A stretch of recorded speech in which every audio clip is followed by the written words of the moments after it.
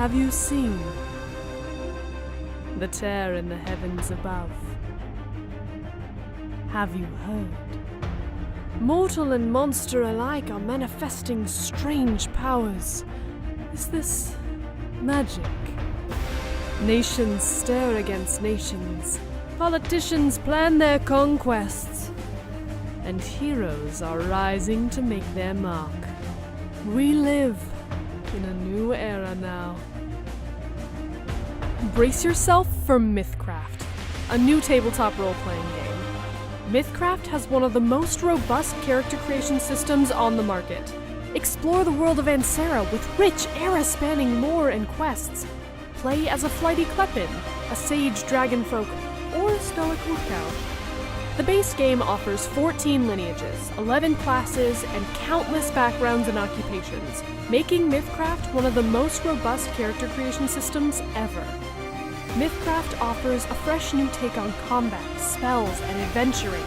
Explore the intricacies of magic, and discover how the 5 sources of magic interact.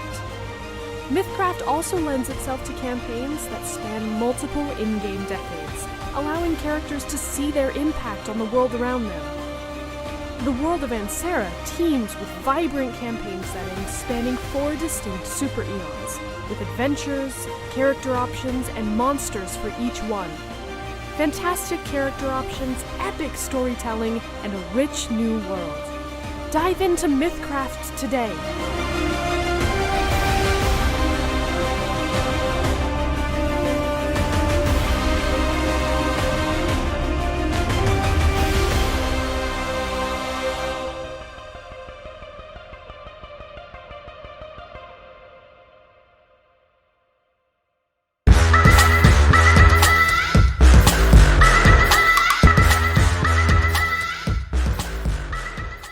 So this episode, I'm talking to Nathan from Homebrew Network about his new project. Nathan, hi, how are you? I'm good. How are you, Chris? I'm excellent. Talking to you. Okay, so a new game, and it's not D&D 5e, it's something completely different, right?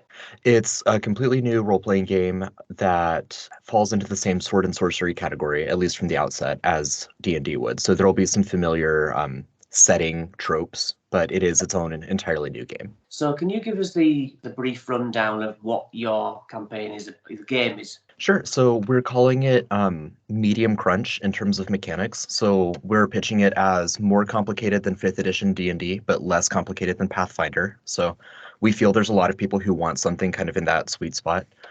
In terms of lore, we're making our entirely new world. It's called the world of Ansera, and there's a planescape around it as well. So we've got all of that as well for people who like the planescape type campaign. But the initial pitch or the initial campaign that we're releasing, along with all of the source material, is set early in the discovery of magic in the world. So civilizations are learning how to use magic and what they can do with it. All right, so is it a D20 system? What's the dice system? It is. Yeah, it is a D20 system. Those of us from the network have generally played D&D and Pathfinder, so we really love the feel of a D20. So yeah, we are keeping that. Yeah. Is this your first release, or have you had other projects? It is our first release as a new role-playing game. One of my jobs in the network is I release monthly 5th edition supplements based on the podcasts that we record at the network. Yeah. So we've done a lot of those for our low-level Patreon subscribers, but this will be our first big public project. So this is really exciting. And are you the main designer? Yeah, I'm the lead game designer. I've got a really fantastic team. I don't know if you've had communication with Grant, but he's also heavy into the game design element. So between me and him and a couple of the writers that work with us, I think we've got a lot of really good heads on this. Do you all have years of gaming under your belts, and the ins and outs of knowledge? Yeah. So I've been playing D&D since 3.5. I think a couple of the people on the team have been playing a little bit longer than that, since early 3 or 2nd edition. We've played a handful of other role-playing games. I've actually designed a couple role-playing games for my friends when I was in high school, and obviously I didn't publish those or go anywhere with them, but we just had fun with them. Now, the first thing that struck me was your cover, the cover of the book. Beautiful. it just, it stood out and Yeah. made me want to look into it. And then the next thing was levels 1 to 30, which intrigues me. My son is always saying, why does everything cap out? I want to keep going. What's your theory on all that? Yeah, I mean, I find that high level play is in theory, it's really cool. In practice, most games fizzle before they get there. So we wanted to, if that's the case, if most people don't play the last 10 levels, that still gives them the full breadth of level 1 to 20. But for the people that do want to go further, levels 21 through 30 are going to be like really epic tier adventures where even your out of combat decisions have massive ramifications on the world around you. So given, we might get into this a little bit more later, but with the background system we've been working on, once you hit level 21 to 24, you might actually be like a monarch of a whole nation. And so you have a lot of responsibility aside from just having like cool combat powers and whatever else. Is that linked in with occupations that go level 1 to 5? Yes. So the occupations were you start out with a level 1 occupation and you gain a level in it for roughly every 5 or 6 character levels that you gain. So by level, you'd have a level 5 occupation by level 24, 25. Yeah. And that's like if you're a level 1 aristocrat, then you might be responsible for like a small town. And then by the time you're a level 5 aristocrat, that's where you might be in charge of a whole nation. But now you've not done any writing for that. Is that just down to the DM or the MC, as you call them? We have written out basically guidelines for the MC. I mean, we have like official ideas. Obviously, people can homebrew whatever they want to, but yeah, we have suggestions for how powerful someone should be at each of the 5 levels. Yeah. So how much work is involved in saying, right, everyone, we're going to make something? I mean, where do you start? Yeah. Having done 5th edition supplements, I didn't realize just how much work there was building an entire game from the ground up, because we started thinking, we want this to be between D&D and Pathfinder in terms of complexity. And then we realized like this is our first time doing this. So let's figure out where to start. We need lineages or races, we need backgrounds, we need classes, we need to figure out how the mechanics are going to interact with one another. So man, it was only a month ago. It feels like a year ago. I'm trying to figure out where we did start. Yeah, probably you sort of must be thinking, all right, guys, are we using the normal dice? And then what don't we like about combat? I'm imagining that's the conversation. Sure, yeah. So as we were talking through some mechanics, I realized some things that I find unsatisfying in 5th edition, and so we started with figuring out how to address those. So we have like a larger skill system than 5th edition does. We handle death a lot differently. So once you're down to 0 health, you're not unconscious, you're still up and fighting, and we feel like that adds a lot to the game because it sucks coming around to your turn in like 5th edition and you're just bleeding out on the ground and you make a death save and you move on, So finding things like that we can change. That was one of our starting points. Yeah, okay. So action points seems to be the thing that I want to know and didn't understand from what I've seen so far. Yeah. So action points are an abstract that we're using to represent how much a character can do on their turn. Yeah. Or in a round rather, not just on their turn. So it's, in terms of D&D, it's the equivalent of having your action, your movement, your bonus action, and your reaction. But instead of separating each of those, you just have action points that you can spend on anything. So, at level 1, you're going to have 3 to 4 action points, depending on how you build your character. And that'll allow you to move, let's say 3 times, or you could move and attack, or you could move and do a couple, like in D&D terms, like bonus actions. Similarly, at the end of your turn, if you haven't spent all of your action points, you can save a certain number of them, and that number gets higher the higher level you are. And then on your next turn, you'll have more action points so that you can do more, or you can use those action points that you've saved to do reactions like opportunity attacks and supportive actions that different classes are going to have. So how long do those action points roll over? So the action points, the way we have it set up right now is you can withhold a number of action points equal to half your level, and we always round up in Mythcraft instead of rounding down. So half your level plus 1. So at levels 1 and 2, you can roll over 2 action points. And you don't get to indefinitely save them. It's just at the end of each of your turns, you can save up to 2. So you can't use that to snowball. Because, yeah, I know that my players would be like, well, I've done nothing this turn, so that's 3 in the bank. Right. You know. Right, yeah. How's your spellcasting work? Yeah, it's that was one of our longer conversations, trying to figure out how we wanted spells to feel and what mechanics we could use to represent them. So with in a lot of the terminology, you'll hear me saying the word points a lot. We love points. We feel like it's just a good way to represent mechanics. Spell points will replenish at the end of like a whole night's rest. And any spell casting class is going to start with 10 spell points.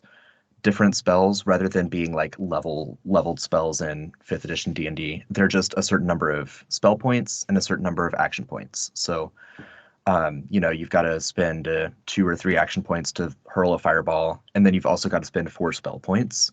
And once you're out of spell points, that's it for the day. And you can build out your character in different ways to reclaim some spell points, but that's kind of the overall concept.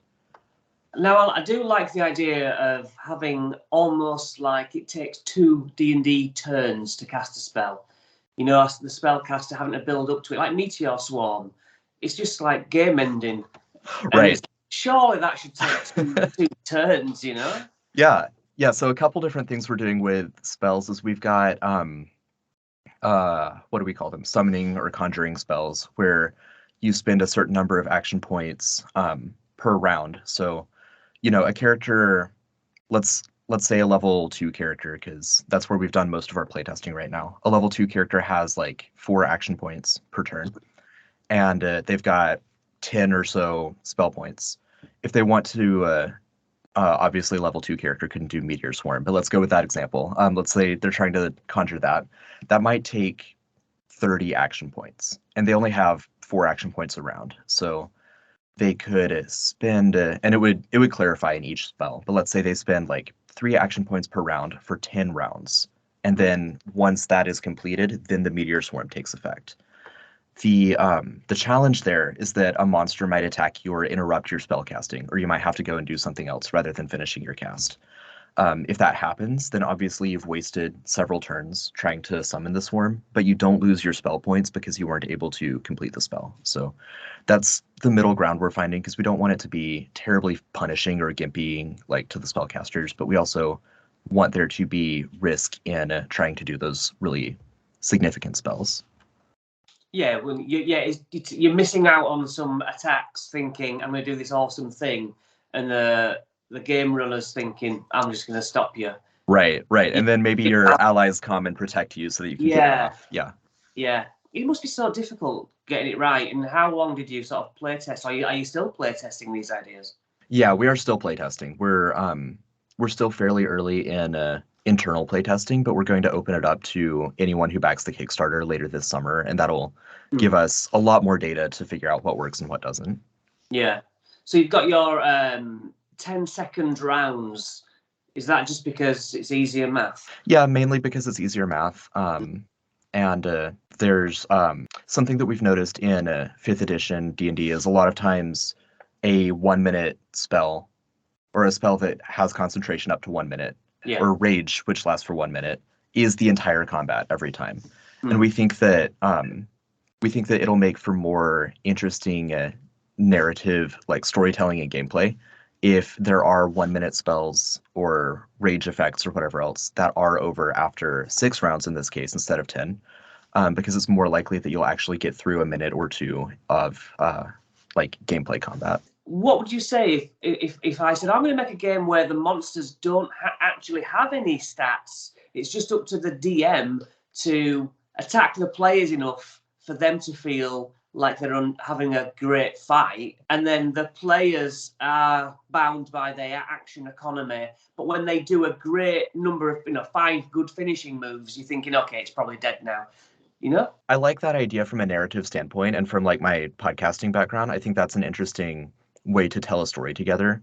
Again, given that we're going for kind of a crunchier, like we're not going for a rules light role-playing game, so we are working on how to make like monster stat blocks that are interesting and fair. And one of the main things is that the monsters themselves don't have action points that the MC has to track, just because, you know, when I've been playtesting and I'm running like 6 monsters at once, it quickly becomes difficult to remember who has how many action points. So we've kind of done the math on the design end of the monster and built that into their actions. Like on the wolf's turn, it can move, it can bite, or it can move again. So the bite taking more action points than it does to move, we're kind of simulating that the same action point math, but behind the screen, so that the DM or the MC doesn't have to worry about that in the moment. But it just says move, bite, move. Right, or rather, move and then either bite or move again, rather than getting to do all 3. Yeah. Right.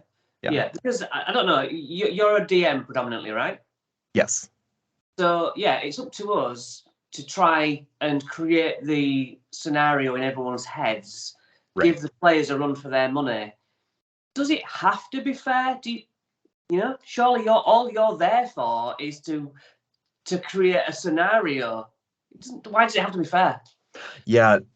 That's getting into my kind of podcast dungeon master narrator side again. Like I certainly don't think that it does from a dungeon mastering standpoint, but from a game design standpoint, I don't want to offer monsters to a Mythcrafter, to the game master. I don't want to offer monsters to them that are going to feel overly punishing or unenjoyable for the players to fight. So we certainly are interested in getting some kind of game balance so that those narrators or game masters that are less experienced in that kind of improv idea that you were talking about, you know, I love that from a narrative standpoint, but not every Mythcrafter is going to have as much experience like running a game as you or I do. Yeah, I was just thinking like the high end monsters, but yeah, you have to start small. But you know how the players ruin your game when they just kill your big enemy, and you're like, that should not have happened. Yes, I do. Yeah. So let's just say, right, if I said to you now, Nathan, right, you've got to build a monster in the next 5 minutes, where does your mind immediately go? Are you drawn to a dragon? Are you drawn into the sea? Where's your heart lie on a monster? I like the mythological monsters, so dragons are the obvious kind of pinnacle of that, but a step down from that, griffins, owl bears, or whatever similar monsters we come up with. Anything that feels like it could come out of a fairy tale. Yeah. Yeah, so dragons, griffins, hippogriffs, again, going back to the fairy tale idea, fae, fairies. I'm also a big H.P. Lovecraft and Cthulhu fan. Like that, a lot of that influences my podcast that I run. So eldritch horrors, those are kind of the spheres that I go to. Yeah, that's awesome. Tell you what I get bored of. Bite, claw, bite, claw. Right. Claw. Yeah. Where's the, like in the dragon's case, where's the wing buffer? Where's the tail swipe? Like it doesn't do damage, but now you're all prone on the ground. Like I want more dynamic options. Yeah. Yeah. So have you done any of that in your game? Have you put it in? We're still in playtesting with that. So we're primarily focused on lower level monsters right now, figuring out the basic mechanics, and then we'll expand it into that kind of creature. So how hard is it to create lore from scratch? It's been really fun. We have some incredibly creative minds on this project. Our artists are also really good at thinking in terms of like narration. That's actually where my background shines the most. I have a Master of Fine Arts in fantasy writing, so that's like my shtick. I have several fantasy novels written and none of them published. There's always that struggle to get one over the finish line. But so basically, I set up like an outline of 15,000 years of events on this world that we've been building, and then put specific markers of like big world-changing events that take place. And then I've handed it off to other people and asked them to brainstorm ideas, fill in the lines. We've done that with the planet itself. We started with the planescape because a lot of that influences the planet, the presence of celestials and fiends and how they shape the world, all of that.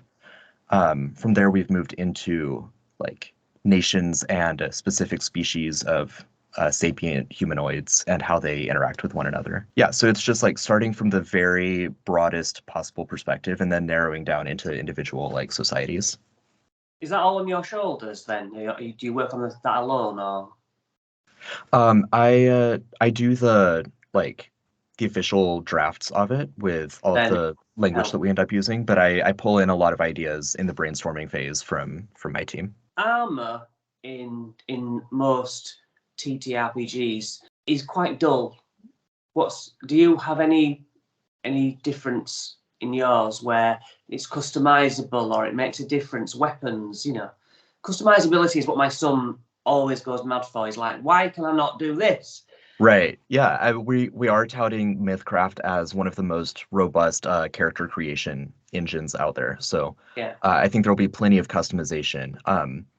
In terms of armor, there are 6 key defenses that we use. So these will feel similar to armor class and ability scores saving throws from D&D. Yeah. But rather than doing saving throws, we just have a set number based on your attributes. So you've got your armor, you've got your reflexes, fortitude, anticipation, defenses that are based on your abilities. Yeah. And then different armor choices that you take generally just affect your armor score, but some of them might also affect your reflexes if it's like hide armor or something, or they might affect your willpower if it's mage robes, that kind of thing. So we're definitely trying to flesh that out a little bit, give people more options with it.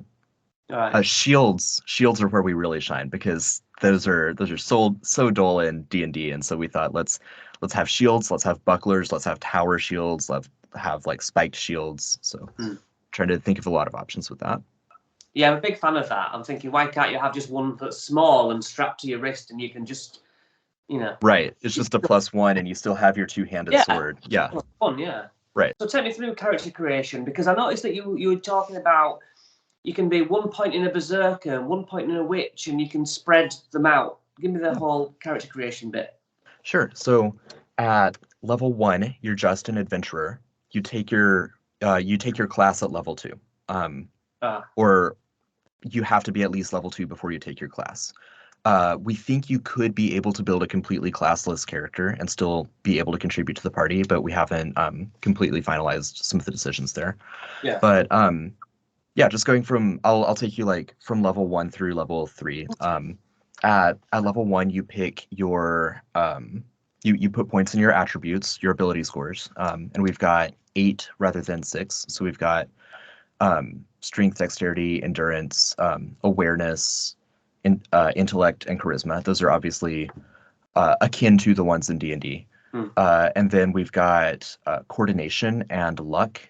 Luck is pretty self-explanatory. It gives you the ability to manage to turn fate in your favor. And coordination is just kind of an abstract that represents how much you are physically and mentally capable of juggling different things at once, and that's tied to how many action points you get. So you start at 3, and then the more coordination you get, the more action points you get.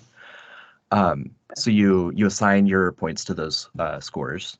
You pick your lineage, which gives you like your racial abilities. Yeah. You pick your background. Most backgrounds allow you to take level 1 in one of the occupations. One of the backgrounds is the urchin, and that just gives you a bunch of extra skill points, but you don't like have an occupation because you've just been living on the streets. Yeah. And then at let's see, the last thing you get at level 1 is you just get a talent point. So at every level, you get 1 attribute point and 1 talent point. And the attribute points you just spend on your attributes, your abilities to boost them out. Yeah. And talents you can spend on classes starting at level 2 and beyond, or you can spend on generic what will feel like feats or talents from other game systems. So trying to think of examples. Well, you were saying like what in the video I saw, basically you get an attribute point, and if I'm playing a witch, does that mean I'm locked into a witch skill tree, or can I branch out into any other Oh, yeah, sure. So you can certainly branch out. We're going for very modular multi-classing. So Yeah. there's no prerequisites to multi-class into another branch. You can just do that. Mm. So let's say at level 2 you become a witch. You get the witch's like starting features. At level 3 you mentioned berserker. You become a berserker. So now you're a level 3 character with 1 level of witch and 1 level of berserker and 1 level of just generic adventurer. Yeah. Yeah, and so then you can figure out the synergies between those classes, figure out where abilities will complement one another. So it's reminding me of a computer game where you do a good thing and it says you've got 1 skill point and you put it in. Yeah, Well, I always blast it in health, but that's probably not, you know. sure, right. Yeah, very much Is like it, is that. it like that? Can I make a really, I'm gonna say a healthy character, but someone who's got loads of life? Yeah, we're still drafting a lot of the different generic options, but I'm sure something like that will be an option, become like a hardy dwarf and then just put all of your points in like resilience generic features. Yeah. Yeah. I know my son's quite keen on where you have D&D things. Oh, you're a barbarian. You've got to be good at strength and constitution. He's like, well, no, I'll just make those my worst things because it's more fun.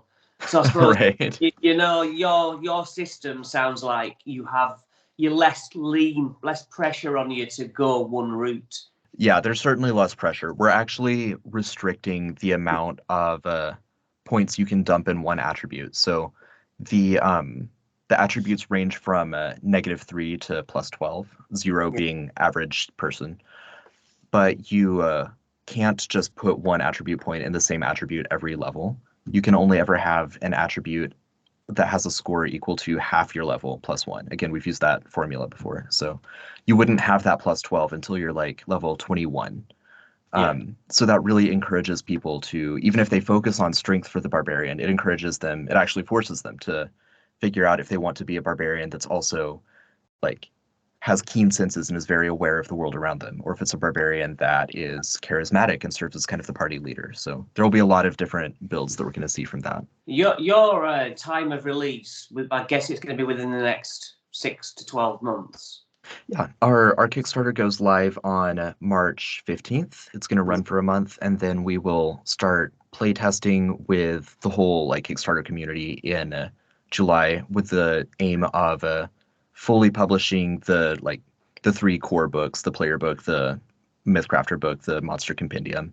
Have that all ready and accessible by January of 2024. Yeah, because next year I can see things like your projects becoming very difficult with everybody on YouTube, Critical Role, Paizo, Cobalt Press, Matthew Colville, everyone, hey, Right. we've got a new system out. And Yes. they're all planned next year. And I think this 12 months, is going to be really good for people like you. And then next year, it's going to be back to, oh my God, we've been buried again. That's my worry. What do you think? Yeah, it'll be interesting to see. I think that we're in a time and space where role-playing games are getting wildly democratized. And so, we'll see what the market brings. It's just a funny time, isn't it? So It you're is. working on a campaign. What's that? 1 to 10? Did you say? Did I hear you say? 1 to 15 actually. 1 So to 15. yeah, again, halfway between 1 and 30. Is it you writing that? It is, yes. So Grant, I mentioned him earlier. He's written a little prologue for it for people that back the Kickstarter, I think within the first 24 hours. And then I'm outlining levels 1 through 15. I've already kind of outlined the breakdown, the flow chart you see at the beginning of a lot of modules. And then I'm going to outsource a little bit of the writing and the encounter design to a couple of the writers on our team, and then we'll pull it all back together and assemble it. Let's just speculate, ignoring whatever money you make, right? If in your dream scenario, what are some of the stretch goal items that you would like to click your fingers and have appear? Yeah, so I'll talk about 2 of them. So the world that we've created is again, I mentioned it has like a 15,000 year timeline. We are setting our release bundle in the second super eon, which is the sword and sorcery era, or eon. We're very fast and loose with those terms. None of us are like Yeah. professional historians. But we at different stretch goals we will hit unlocking the ancient setting that's pre-magic, and it has monsters and like dinosaurs and kaiju trampling the earth and civilization struggling to survive with that going on. Yeah. Third super eon is post-apocalyptic. The world is crumbling. There's zombies, there's angels and demons, whatever else. It's chaos. And then the fourth super eon is sci-fi. The world takes to the stars. It becomes a galaxy instead of just a planet. The other thing I'm really excited about is a stretch goal where I, again, as a fiction writer, actually get to write the first official Mythcraft novel set in this world. So Yeah. those are a couple things I'm really excited about. Yeah, that's great. What about miniatures? Yeah, we've got miniatures and dice, beautiful dice. We've had those all like modeled already at one of our stretch goal tiers. So, a lot of miniatures are going to be able to be reused from other games. We've got a lot of heroes and monsters that are going to feel similar to other things that you already have. But we're definitely looking at a unique line of some monsters based on some planar entities that have influenced the world and influenced the biosphere to create some really unique looking creatures. Yeah. So now you're on this end of it. What have you learned? What things were tough? What things were tougher? What lessons have you learned? Like, geez, that was unexpected. Yeah. Projects that I have done personally in the past. And so working with a team, the product is way better. And I have to leave my ego at the door like so much more than I realized I had to. Because when it's just me working on a project, I know exactly what I want to do. And I don't ever hear from anyone else what's not working. Yeah. And so that dynamic with my team has been incredibly beneficial because there have been so many times that we've argued for like an hour or two over a specific mechanic, and it's finally crystallized in its form that we all realize is perfect just from the different angles that we've come at it. So that's been really fun to watch kind of unfold. And it's still sort of finding its feet, isn't it? It's still being chipped away. Right. Yeah, we've got a lot of the core mechanics, but everything is still kind of in drafting and playtesting mode. So is that your full-time job, or is this an extra? This is extra for now. Kickstarter, if it goes off really well, then I'm full-time working on this. Then you can fire your other novels out. Right, precisely. Yeah. Yeah, that's the hope. Writer trying to find a way to get your work out, it sounds like. Yeah. All right, well, that's brilliant. Thanks. I'll hope people get more of a look at it. Just give me a heads up if there's anything I can advertise a little bit on my channel, and best of luck with it, Nathan. Wonderful. Thank you so much, Chris.